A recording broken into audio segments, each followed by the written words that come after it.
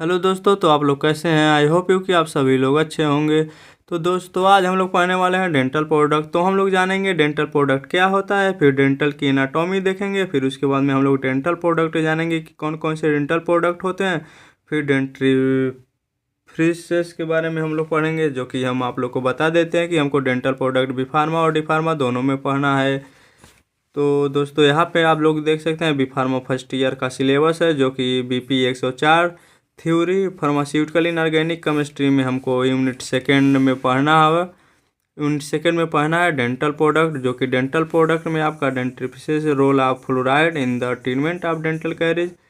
उसके बाद में desensitising agent, calcium carbonate, sodium fluoride and zinc eugenol cement आपका है।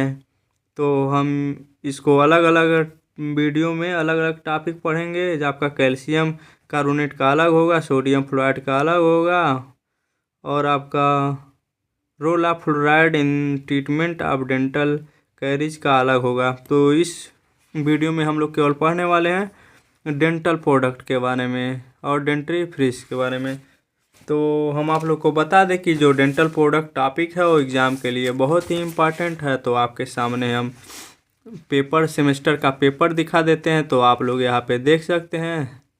यहाँ पे जो आपका सेक्शन बी है उसमें क्वेश्चन आपका डेंटल प्रोडक्ट से उठाया है। Write a note on fluoride in the treatment of dental caries. अब फ्लोराइड का ट्रीटमेंट डेंटल कैरीज में कैसे किया जाता है। फिर उसके बाद with reference to sodium fluoride. और सोडियम फ्लोराइड यानी हम लोग को उसमें 3 एग्जाम्पल पढ़ना है, सोडियम फ्लोराइड और कैल्शियम कार्बोनेट और जिंक यूगेनॉल सीमेंट दिया। तो तीनों में से कोई एक पूछेगा, और रोल यहाँ पे रोल पूछ सकता है fluoride, role of fluoride in treatment of dental caries. तो हम आप लोगों को बता दें कि जो ये टॉपिक है बहुत ही इंपॉर्टेंट है। तो आइए हम लोग शुरुआत करते हैं, देखते हैं कि डेंटल प्रोडक्ट क्या होता है। तो हम लोग सबसे पहले डिफिनीशन देखेंगे। Dental product are those a pharmaceutical product they use for preventing of teeth from the decay and microbial infection. तो इसका डिफिनीशन का मतलब यह है कि जो डेंटल प्रोडक्ट होता है वह एक फार्मास्यूटिकल प्रोडक्ट है, जो कि डीके टीथ का प्रिवेंटिंग माने टीथ को बचाता है, डीकेज माने आपको जो दांत है दांत को सड़ने से डेंटल प्रोडक्ट उसको बचाता है। जो डेंटल प्रोडक्ट होता है, डेंटल प्रोडक्ट का यूज टीथ को डीकेज होने से, सड़ने से बचाता है डेंटल प्रोडक्ट। फिर माइक्रोबियल इन्फेक्शन से भी डेंटल प्रोडक्ट बचाता है। हम सीधे कह सकते हैं कि जो हमारा डेंटल प्रोडक्ट होता है उसका यूज हम लोग माइक्रोबियल इन्फेक्शन और उसके बाद में दांत के सड़ने से हम लोग सड़ने पे उसका इस्तेमाल करते हैं, उससे हम लोग बचाते हैं। तो अब हम लोग देखेंगे डेंटल एनाटॉमी।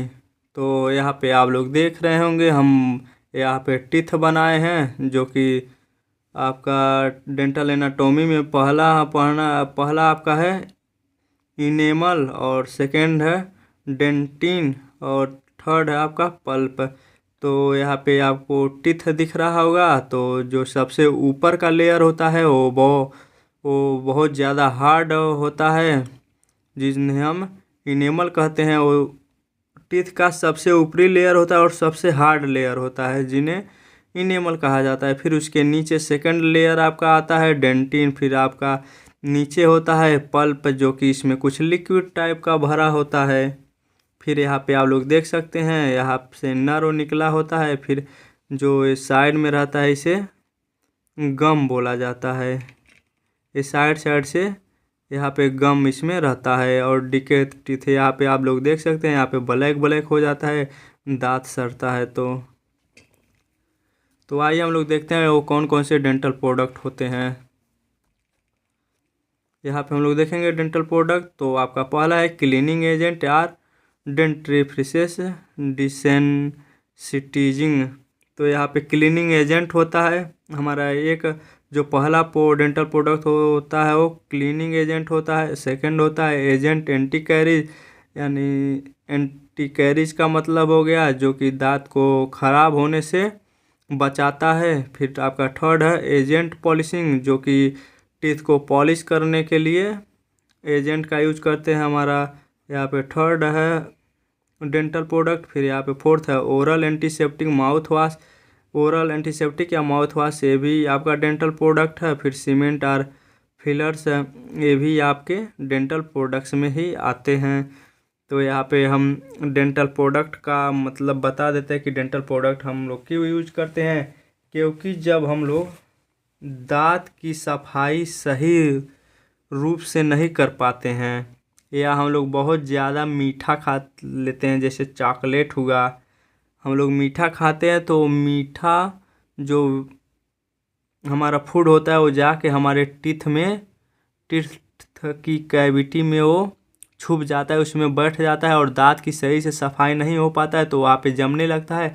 जमते जमते वहाँ पे बैक्टीरिया ग्रोथ करने लगता है। तब बैक्टीरिया ग्रोथ करता है तो वहाँ पे दांत का सड़ना शुरुआत हो जाता है। तो हमको दांत को सड़ने और माइक्रोबियल इन्फेक्शन को रोकने के लिए, उससे बचने के लिए हम लोग डेंटल प्रोडक्ट का यूज करते हैं।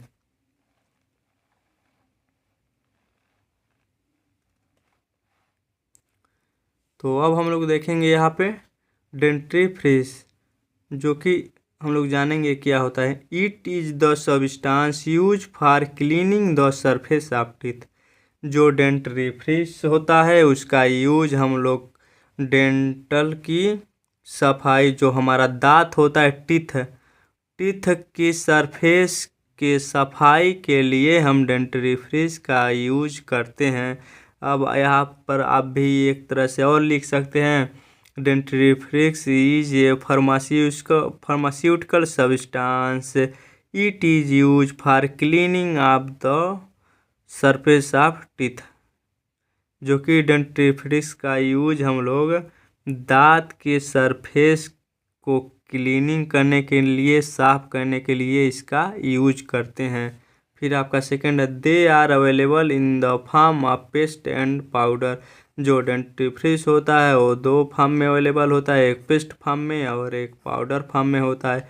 इन विच कंटेंट, तो हम लोग देखते हैं इसमें क्या क्या कंटेंट रहता है। तो आपका पहला है सोडियम कार्बोनेट, यहाँ पे calcium carbonate, sodium fluoride, zinc eugenol cement and magnesium carbonate, sodium carbonate, जो कि इसमें आपका कंटेंट रहता है डेंटिफ्रिस में। और डेंटिफ्रिस का यूज हम लोग दांत की सरफेस के सफाई के लिए करते हैं।